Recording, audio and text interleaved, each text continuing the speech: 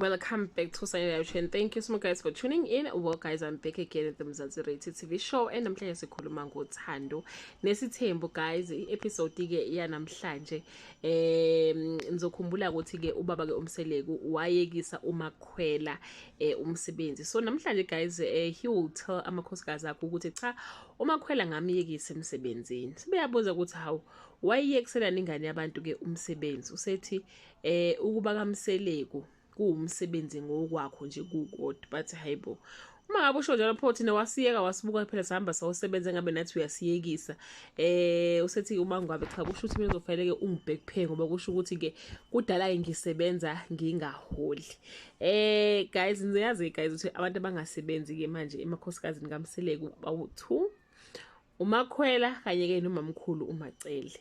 So kusho ukuthi bona abantu abasebenza ngampela ke ngokamo zaMseleku kuma ngabe ethi ke ukusebenza kaMseleku kuyi full time job kahle kahle you don't need to work. Kade ngichecka guys ama comment abantu bathi cha baba uMseleku uyagula mentally uyagula lo baba akazi abafazi bakhe bayanqena nokumshiya wathi komunye lo baba ngiyamsola mina guys uyasimosha lesithembu sakhe abanye ba more special than abanye. uMakhwela must be using something ayingeke yo umuntu ogulayo la ilo baba uma ngabe uqinisile shuthi bona uyabakweleta since kunguye othi ukuhlala kaMseleku kuwumsebenzi ngokwakho akasekho right ekhanda lo baba ngeke ayikho into enje.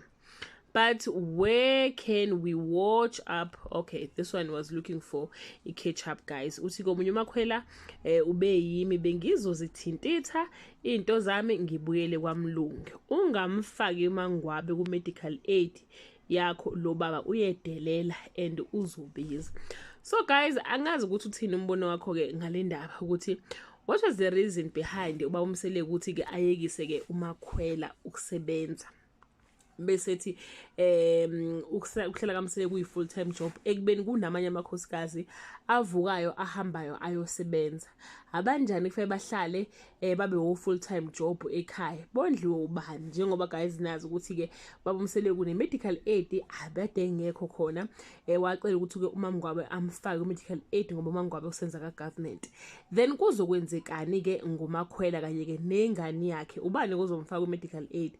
Abanye bathi ke uMakhwela akavela thuntuthi into zakhe ahambe ayosebenza naye njengabanye ke abafazi aphume kulento kababa ke uMseleku. Asazi guys ukuthi umuzi ka Flow uyogcina uvuso banike lapha ke emzumbe waphela indaba inalo amuzi ukuthi amakhosikazi onke asaphuma ahamba oyihlayela wodwa istima sasemzumbe ke guys sashiya umzumbe kanjalo and baba uMseleku uyambona ukuthi ufuna ukuthi uMakhwela azohlala lapha asazi noma uyovuma yini ukuhlala ke kaMseleku ke abena ke housewife kabe full time njengoba ke baMseleku esho ukuthi ke ukugana kaMseleku noma ukuhlala kaMseleku ku full time job. Usho nje abanye ke bayasebenza uyababuka nje bayasebenza uyababuka nje everyday bavuka bayemsebenzini kodwa uyazi ukuthi banetoho labo lapha kaMseleku fanga baliholela bazoholelwa ubani. That bring us to the end of this video. Leave your comment below and share your opinion. Bye.